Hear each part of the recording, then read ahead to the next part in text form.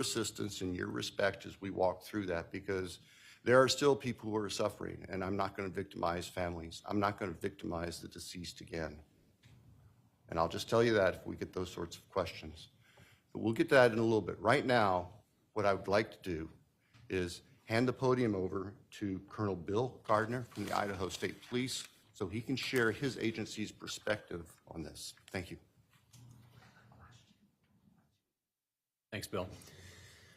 Good afternoon, everyone. I'm Colonel Bill Gardner, Director of the Idaho State Police. To the families, your courage and strength throughout this painful process, it indeed kept us moving forward. Your strength, and particularly your love for one another, was inspiring, and it motivated all of us. You've carried a burden no one should ever have to bear. This investigation demanded the very best from everyone involved. Crime scene teams, forensic scientists, intelligence analysts, and investigators answered the call with professionalism, precision, and resolve. They did not do it for recognition. They did it because 4 innocent lives were taken, and the victims and their families deserve nothing less. It is clear this case required a team approach. Not only did the Moscow Police Department, the Latah County Sheriff's Office, the Idaho State Police, and the FBI come together quickly, but others provided significant assistance behind the scenes. I'd like to highlight a few of those. I personally want to thank Colonel Paris of the Pennsylvania State Police. Once this case moved across the country, the Pennsylvania State Police went out of their way to provide resources and support while our people were on the ground there. Also, it's important to note that from the moment this case began, Governor Little was fully supportive of the investigative process. He provided funding and support to make sure the job was done right. And finally, as was already mentioned, the Idaho Attorney General's office provided significant input and help during the preliminary motions. We relied heavily upon their expertise as we moved throughout this whole process. As law enforcement officers, we often say that this is more than a job, it's a calling. This case reminds us why we answer that call, why we stand for victims, why we fight. In this case, why we fight pure evil, and why we keep going, even when the road is long and answers are hard to find. In this horrific case, I am proud of the work that was done and the people who carried it out. They exemplify the very best of our profession and helped bring closure to 4 families. I'll now turn the podium over to Salt Lake City FBI Field Office Supervisory Senior Resident Agent, Brett Grover.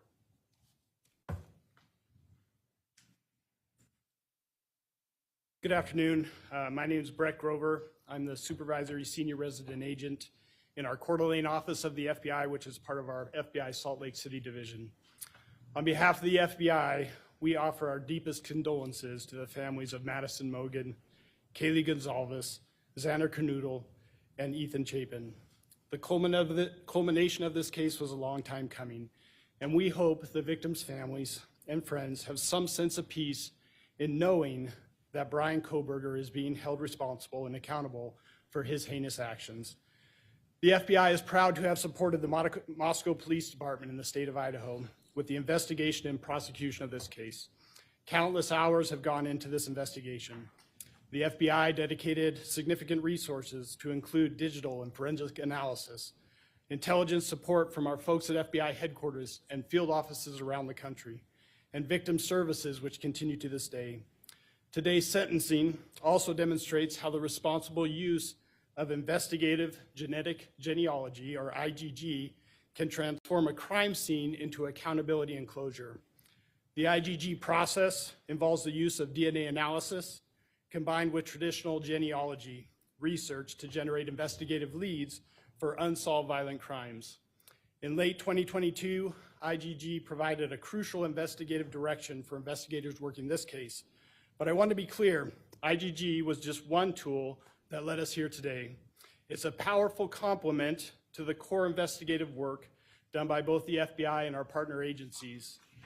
The bottom line is that successful cases like this are about strong partnerships and a shared goal, the goal of keeping our communities safe and providing a measure of justice for the families of our victims. Thank you.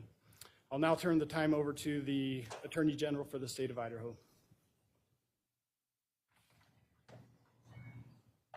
Good afternoon. I'm Raul Labrador. I'm the Attorney General of the state of Idaho. Today's a heavy day for the families who lost their children, for the community of Moscow, and for the entire state of Idaho. With the sentencing today, a painful chapter closes in one of the darkest and most heartbreaking moments in our state's history.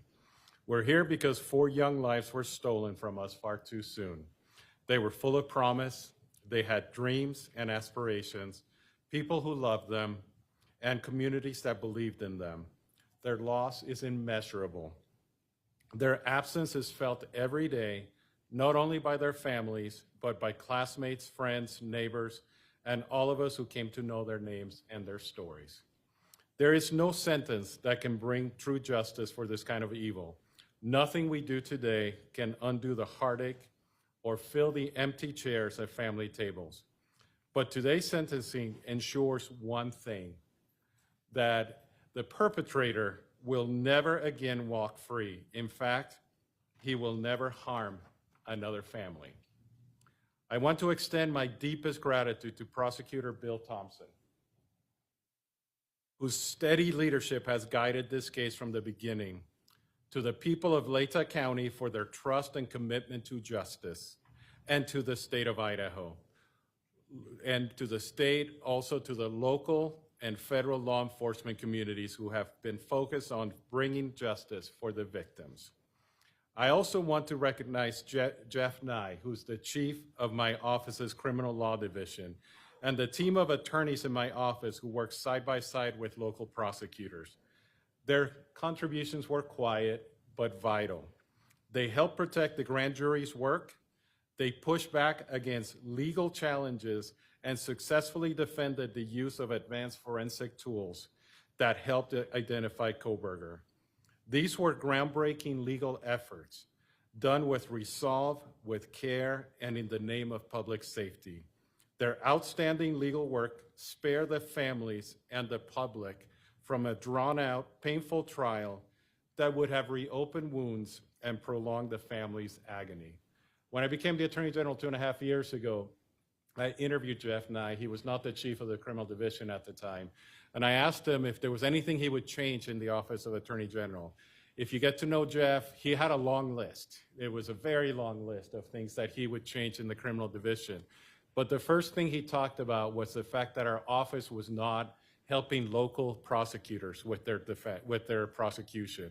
It was a take it or leave it kind of approach, that we either took the case and handled all the matter, or we did nothing at all. And he said that there were important cases where we could actually assist in the Office of Attorney General. It's one of the reasons I hired him to be my chief of the criminal division, and I think today culminates the wise decision that he had to make those changes and the important change that we made in the office. This moment didn't come easily. It was the result of tireless effort, careful preparation, and unwavering pursuit of the truth.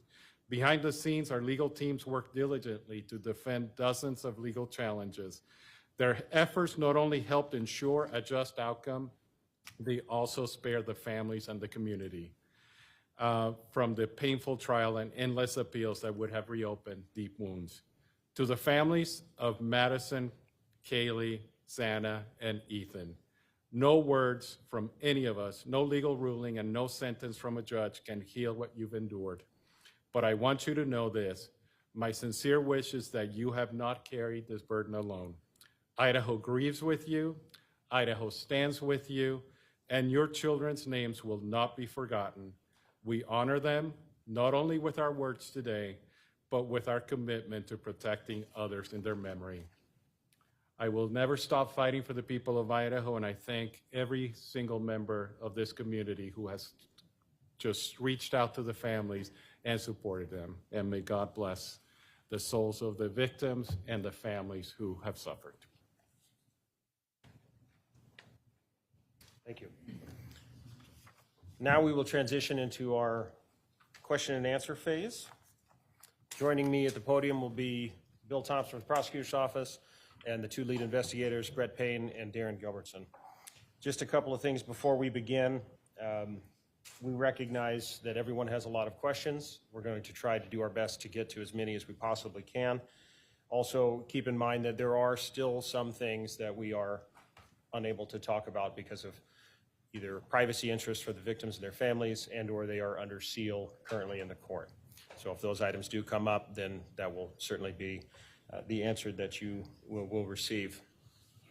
And to keep this sort of orderly, I will try to be the one to point out who's got their hands up. Right there. Chief Dollinger, Yes. Amanda Rowley with CREM 2 in Spokane.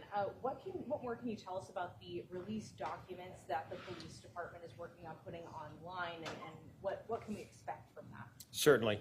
As we put out in that press release, I hope everybody can understand the immense amount of information that's in this investigation is going to take a lot of time to prepare.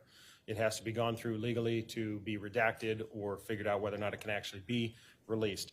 So I did get word today. It sounds like our website will be going live hopefully this afternoon. There should be another press release coming out in the next few hours to show that website so that people can start accessing that. Initially, what is going to be on there, and certainly this is just for the Moscow Police Department because we're only the holders of our records, but it will be all of our police reports from this investigation. So just the documents there. They'll be redacted, ready to go, again, free of charge to the public. We want to be as transparent as we possibly can, so we wanted to get those out to everyone. Chief, from the very beginning, your department was saying this was a targeted attack. Can you now say who was the target and what's your evidence to show that? I'll turn that question over to the investigators to answer that one. Well, I think Darren and I have, the evidence suggests that there was a reason that this particular house was chosen. What that reason is, we don't know. We don't know who the target was, and we're not going to speculate on that up here today. But we can tell you that for whatever reason, Mr. Kohberger chose that residence. Perhaps it's the location, layout, we don't know. But that's, to the best of my knowledge, that's what that statement likely led to. During Haley got their KHQ, there was a social media account that surfaced that has long had speculation that it was Bryan Kohberger. Can you talk at all about the Papa Roger potential connection, if any? Right. There was no connection. There wasn't at all. And we looked into every bit of it. We took a deep dive into it. We researched it. It wasn't him? It was not. It was not. Thank you. We can cut that off. Is it possible that there was a second murder weapon used, not just the knife? Is it possible? All the evidence shows and tells us that he used a knife, a K-bar knife, and that's a weapon we believe was used to commit all the murders. Here. Sounded like the Gonzalez family said that there was a second weapon that was used on Haley Gonzalez. Can you confirm that? Out of respect for the families, that's something that you'll have to get from them. If they wish to share that with you, it'd probably be through them, not through us. And one more question. You said that it seemed like he chose that house. There's no clues as to why he chose that house?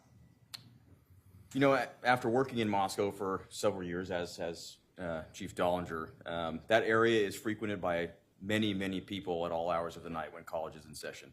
So what Darren and I have surmised is that perhaps it's the old hiding in plain sight. There's lots of people around. There's lots of vehicles around at all hours. It's not isolated where you'd be noticed. So that's where that comment comes from. It does, and though it doesn't make sense, and it's if you were in that neighborhood at all, it's a very complicated neighborhood. It's very closed in, but at the same time, there's everything from college kids to adults that live there, people that have full-time jobs, part-time jobs, so any one of us could come and go and fit in there, so. Right here. D.A. Thompson, during the plea hearing and then again today, it seemed like your voice quivered a bit when you were either putting up photographs or mentioning the victims' names. I'm just wondering about the emotional toll, and I have one other question. Yeah, you're right. My voice was quivering. Y'all were in there. There's a lot of powerful emotion. The losses are almost indescribable. And maybe my filters aren't as good as they might have been 45 years ago when I started in this business. But I think you also saw that even Judge Hippler was affected and impacted by this. There is no easy way to remain stiff-lipped and dry-eyed through this kind of tragedy. There just simply isn't. I'm sure you're not aware of this yet, but there was a photograph where they zoomed in on a picture that Bryan Kohberger had on the defense counsel table. It was an image of a black heart. I don't know if you've heard this or if you've seen the image. Hearing this, your thoughts? First I've heard of it. There is something I need to say, though, real quick. This is a product of, I'm sure I'm getting old in my failed memory, but there's one other person I need to recognize, and this is very important to us because this was a key person that was going to take us through trial, and that's Josh Hurwitz, the former United States Attorney for the District of Idaho who left office and voluntarily joined our office as a special deputy to help us. My apologies for the oversight as I wasn't reading my notes correctly, but thank you for that little interlude. Chief? I guess my question is for Mr. Thompson, since you're still up there, Antoinette Levy with Law and Crime. You said that, it was your decision to accept this plea agreement. It brings finality, he will die in prison, but Corporal Payne just said they don't know who the target was and why he targeted this house. Was there a reason why, as part of the plea agreement, you didn't require Ann Taylor to have her client sit down with you all and to answer some of these questions? I think that Judge Hippler addressed that today very, very well. Of course, Judge Hippler addresses everything very well, we've found. The law does not give the court or us the power to require a specific factual allocution. And just let me finish. And we recognize that.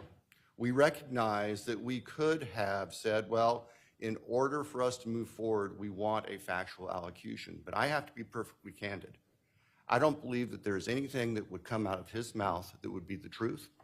I don't believe that there's anything that would come out of his mouth that would be anything other than self-serving. And I don't believe there's anything that would come out of his mouth that would not further victimize the families. And so that just simply wasn't a factor. We made our decision based on our assessment of law and the facts. We made our decision based on being able to obtain accountability and certainty, not just for the victims' families, but for the communities and for the state. And that's where our obligations go. In the end, and the old Harry Truman thing, the buck stops on my desk. Well, that's what I got when I was elected prosecutor 33 years ago.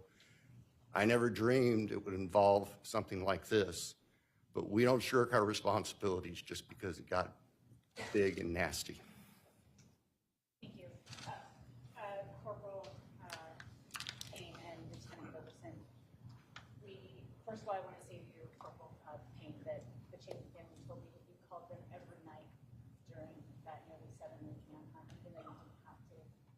And I just think that that goes to show the person who. That being said, I'm curious as to where you think or believe the murder weapon is, where you think or believe clothes Kohberger was wearing that night are, and how do you think he avoided forensics? Well, I can just tell you, and forgive us if we go back and forth, it's just kind of how we roll. There is no evidence that we found that would lead us to any specific, even general location as to where the murder weapon or the clothes have been. And we searched. I mean, the FBI, again, to their credit, we had folks doing soil samples and so all sorts of things to try to come up with somewhere to start searching for these things, and we just never found it. As far as the forensics piece, I'll let Darren speak to Yeah, that. and on the weapon, it wasn't a lack of trying. Everywhere that we had evidence of where he went, based upon phone records, based upon the evidence that we had gathered, we searched that. We went there. We did searches on the ground, in the water. We did searches. We sent soil samples to try to figure out maybe where a shovel had been used. So we searched everywhere that we possibly could, but the reality is we're looking for a singular small, it's not that small, but K-bar knife, and that's it. So it's endless of where it could have been, and we just were not able to find it. So. What about the clothes and visibility, though, to avoid forensics at the scene, in a murder scene where we now know K.B. Gonzalez was stabbed 34 times and that another victim was stabbed more than. Right. So the reality is that somebody can carry this out and still not get covered in blood. That's the reality of it, and this does happen, and there's plenty of studies of that. And we've had some of the world's experts that we've asked those same questions, because we've struggled with that. Why do we not find more here and there? And the reality was, if somebody has the training, if somebody has thought about it, if somebody wears the right type of clothing, that could be the outcome, and that's what we were left with. Over here. Chief of SARS of CNN, to Mr. Thompson, did you do psychological testing on Bryan Kohberger? Did that weigh into your decision to have a plea deal? And stabbings, multiple stabbings are very personal. How did you assess that mode of murder? I can tell you that psychological testing was done of Mr. Kohberger. The results of that do not rise to a defense to his conduct under Idaho law. The results of the various testing, most of it done by the defense or on behalf of the defense, is also sealed by court order. So I can't speak to any specifics, but I can tell you, yes, psychological testing was done. I can also tell you that no, psychological testing or any potential psychological condition of Mr. Kohberger, that did not play a role in our decision. Bill, does it have any bearing on where he will be placed or housed? Where Mr. Kohberger, where the defendant is going to be housed is going to be up to the Idaho Department of Correction. And that could very well change over time. And the reality is we will know about it after it happens. Over here. Did you monitor Mr. Kohberger's communications while he was incarcerated? And did he say anything that was helpful or gave you any insight as to why he did this? Yeah, we did monitor it, both while he was housed in Latah County and then once he was moved down to Ada County. We have hundreds, thousands of hours of monitoring that was done, but there was nothing of evidentiary value that was gained from any of it. Will you be releasing those conversations? It's my understanding that the jail will not be releasing things that involve personal conversations with third parties. That ultimately would be a decision because the recordings are the possession of the two correctional facilities or detention facilities. But I'm pretty certain the Latah County Sheriff's Office policy does not allow for that, and I would guess Ada County is similar. You can ask them. Back here. Thank you. Greg Fisher with CBS News 48 Hours. Was there any evidence that Kohberger was following the social media of any of the victims? So, trust us, we wanted that to be the case. We've looked for a link, and we have not found one. Not one. Yeah, through the entire investigation, I think that's something that we need, that you want, is to help to understand this and say, well, what's the connection? What was the link?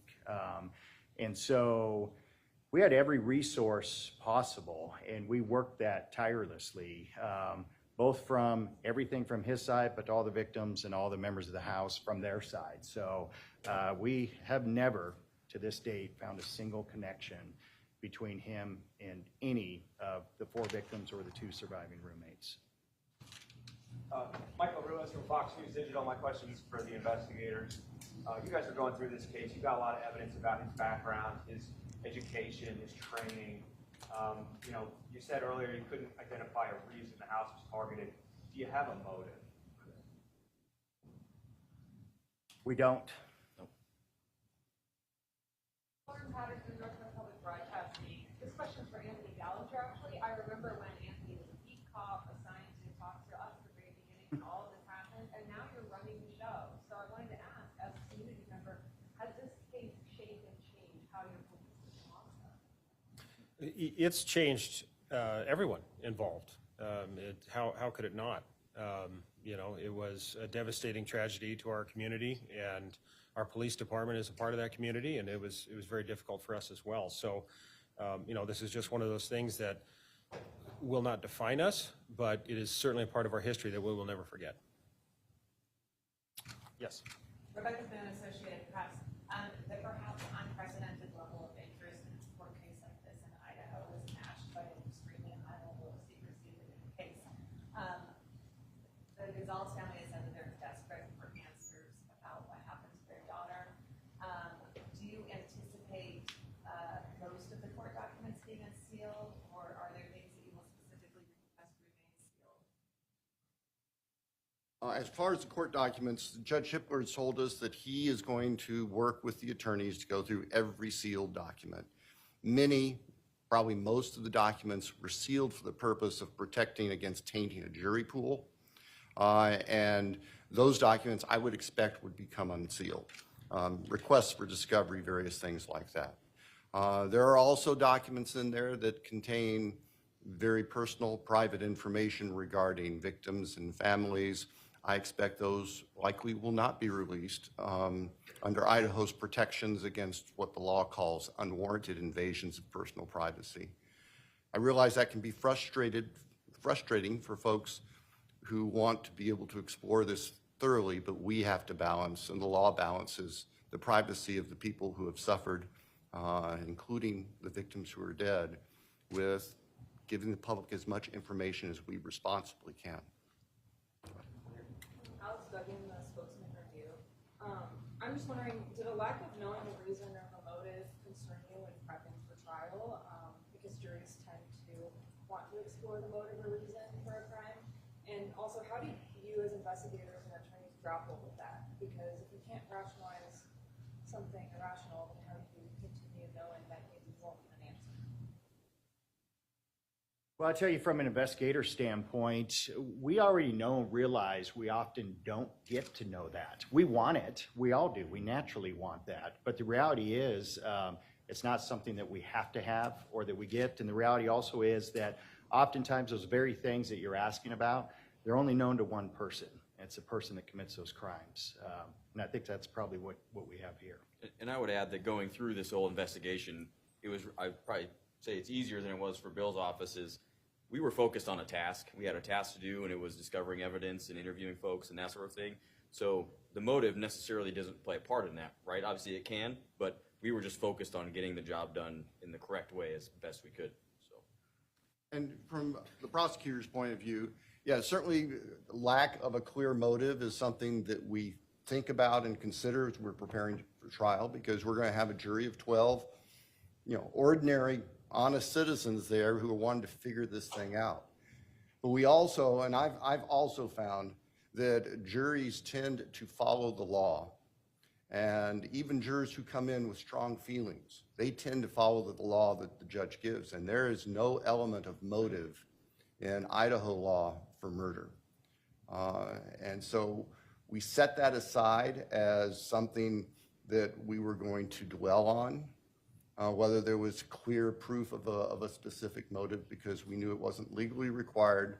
And practically speaking, we knew it wasn't something that we possessed that we could give to the jury without speculating.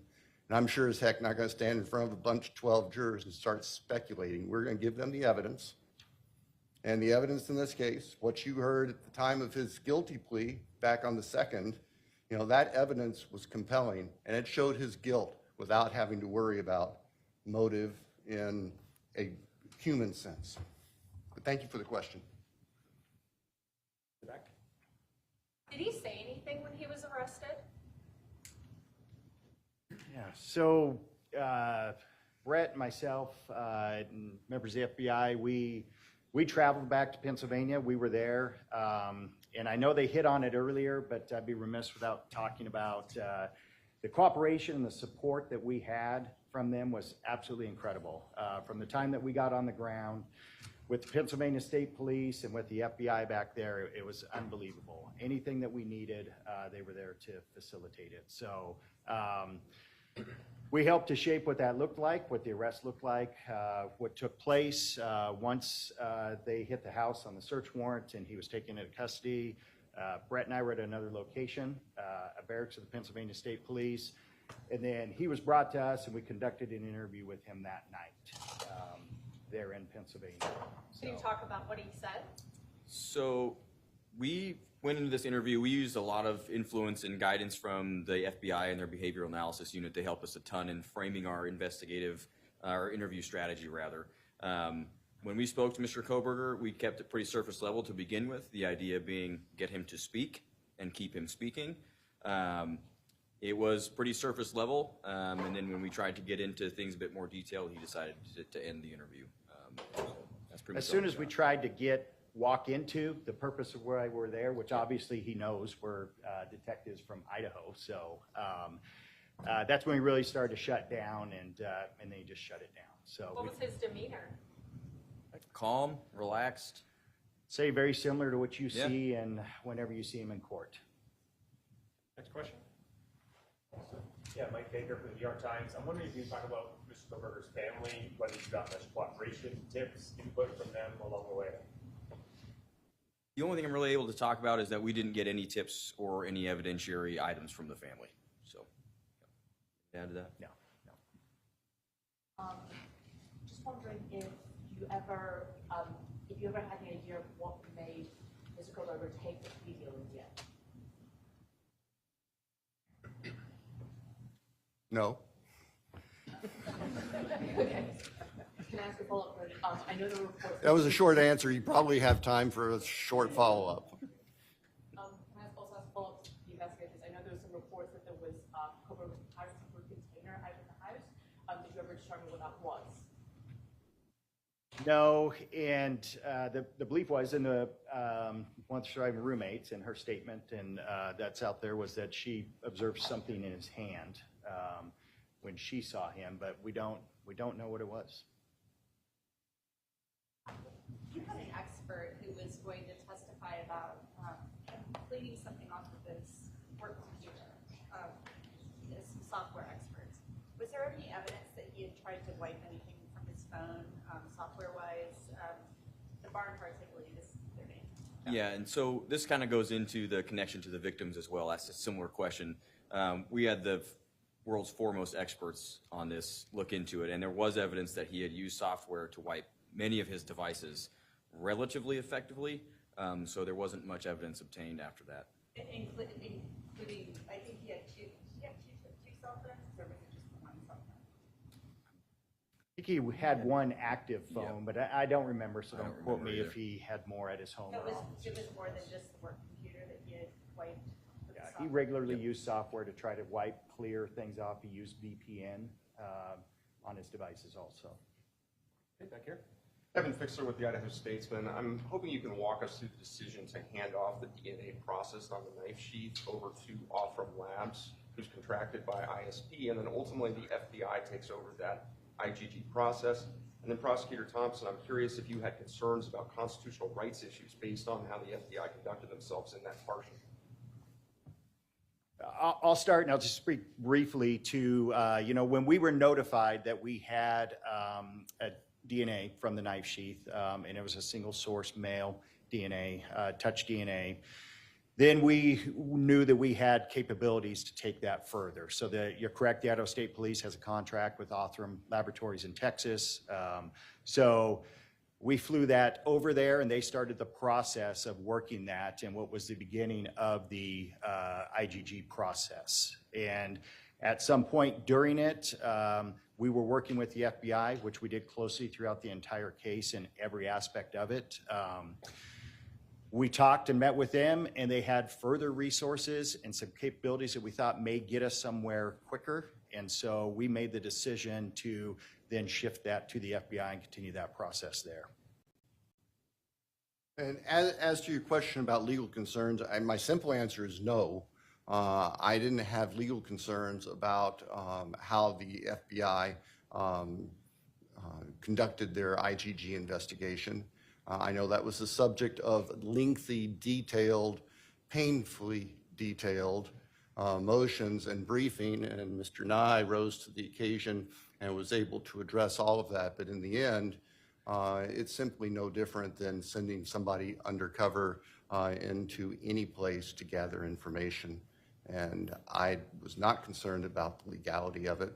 And the judge came through and made the right decision that there was no violation of the defendant's rights or anybody else's rights. Had he not left the knife sheath behind, would you have been able to track him down? We've talked about this ad nauseum, and the answer is yes. Through the car, most likely. We had some amazing people going truly line by line over tens of thousands of white Hyundai Elantras. So we believe we would have got to it through that avenue. The time frame for that is uncertain. It could have been a week later, could have been 2 months later. We just don't know. We would have found it.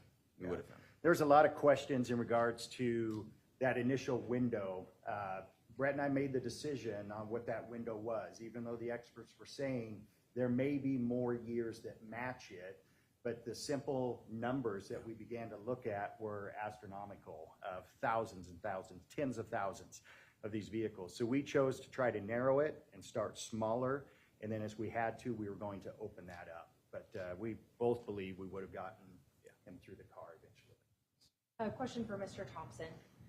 Amanda Rowley with Chrome 2. It appears that the plea deal, it felt a bit rushed. So the question is, why did it happen so quickly, considering some of the families were against it? And also, the Mogan family at the plea hearing mentioned saying that this is the best possible outcome. Just wondering, do you agree with that, or would you have liked to have seen a different outcome? Well, I think we agree with the Mogan family. Our decision was that this is the best possible outcome, all things considered, and factoring into that the defendant was prepared to plead guilty as charged. Now, if that hadn't been a factor, we'd be picking a jury for trial starting right now, or starting this week. What was the first part? Why was this such a quick? It felt rushed. So why did this happen so quickly, even though the family? No, I hear you. The process moved quickly. There was no doubt about it.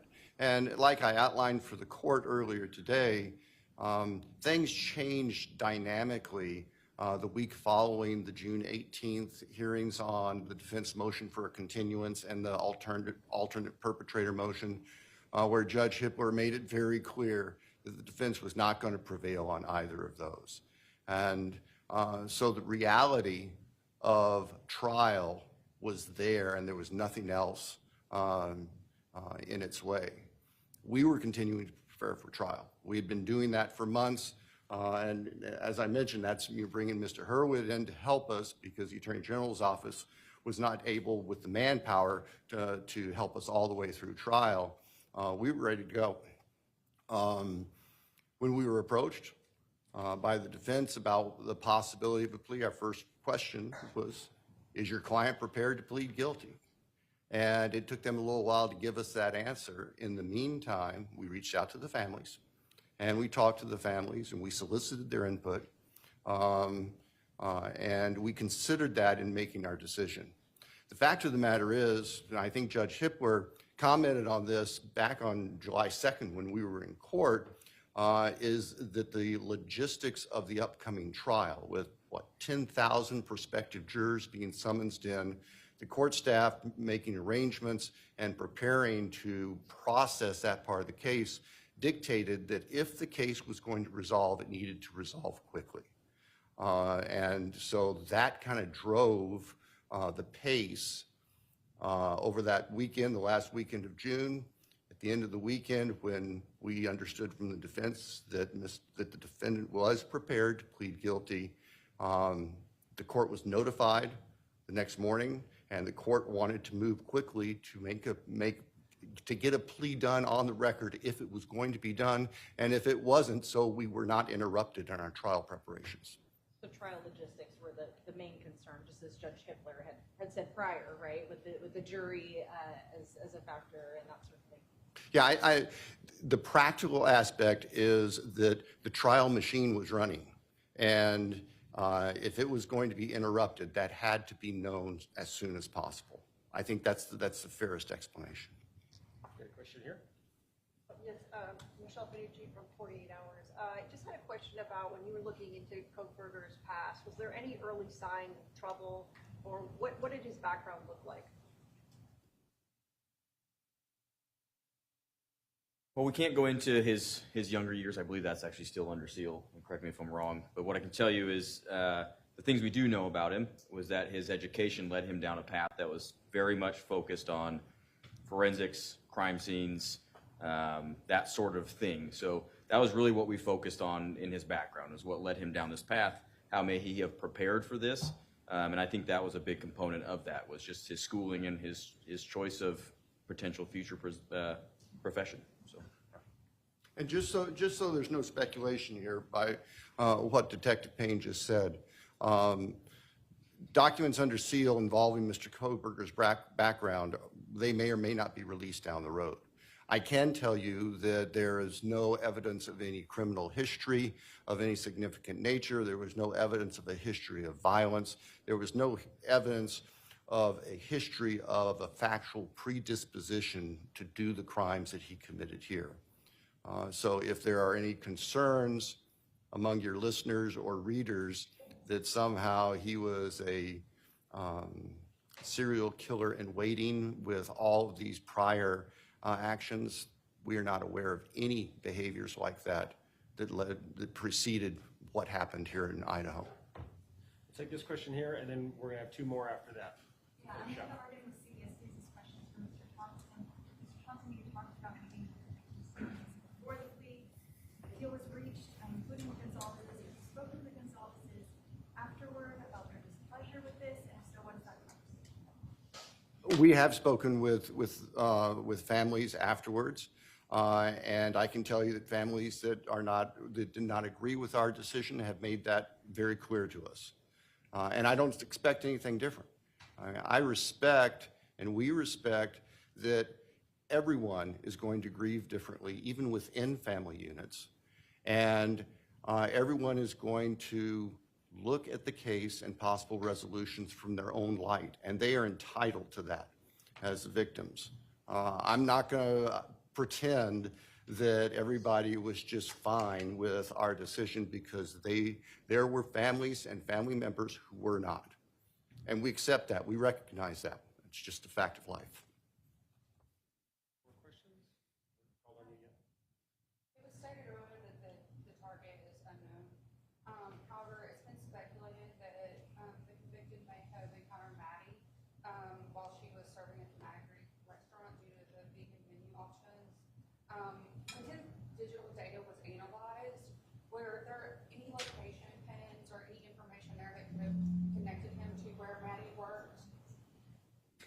No, there wasn't. And like I said earlier, we wanted that. We looked for it in every possible way, digitally, financially, physical location, anything you could think of, anything that we thought, where is the connection? Where's the overlap? And we searched tirelessly and never found it. At that restaurant. I can't say that he was never there at all, but we never found any evidence at all from interviewing everybody that we possibly could, talking to every person that would have that information to be able to show that he was there or that there was a connection through the restaurant. Okay, last question here. Okay, just two follow-ups to earlier questions. First of all, my question about the family. You said that you didn't get any evidence from the family. Was there any hindrance of the investigation from the family? And was there any specific evidence you were hoping to get? Are you talking about his family, Kohberger's? There was not any hindrance, anything, nothing that impacted us carrying out the investigation. Thank you. And then the second follow-up, when you mentioned, like, obviously you follow this line of interest in his studies, did anything in your investigation indicate that that was chosen as part of a planning process as opposed to just an area of interest?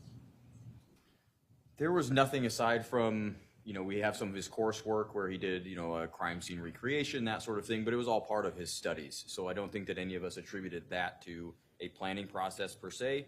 Certainly it was a learning process, but whether or not it was a planning process ahead of what he did, we'll probably never know that. Yeah, and I would say we didn't find anything that would be any different than a student, a different student in the PhD program. Gotcha. So then I'm understanding that the planning process, that your investigation was part of the plan of that purchase of the AR knife on Amazon, which is the first, step toward. Did he plan it? Did he buy it with the purpose of that? Is that what you're asking? Yeah. And we don't have know. anything to show or prove that he did that. Well, thank you all. That concludes our Q&A section today. Hopefully, tried to get as many of you folks' questions answered as possible. I'm sure you're going to have further questions, and certainly the question was already brought up about public records requests. Just keep in mind that if you're looking for those in the future, you will need to go to each individual agency or entity that has the keepers of those records. So just to reiterate, the website that the City of Moscow is going to be putting up, hopefully today, that will only be Moscow Police Department records, and those will be our police reports. So we understand that this case has captured the attention of literally the world, and today's news conference was not held to relive the tragedy, but to honor those lives that were lost, to acknowledge the conclusion of this legal process, and to reinforce our wavering commitment to justice, a commitment we share with you. I want to take a moment to thank the members of the media here today. We understand that you do have a vital role in helping the public comprehend the intricacies of this case, and your continued professionalism in covering this emotionally charged and complex case is appreciated. No additional comments from law enforcement will be made today, and if you have further questions, please feel free to submit those through the agency's public information officers. Thank you very much. Thank you.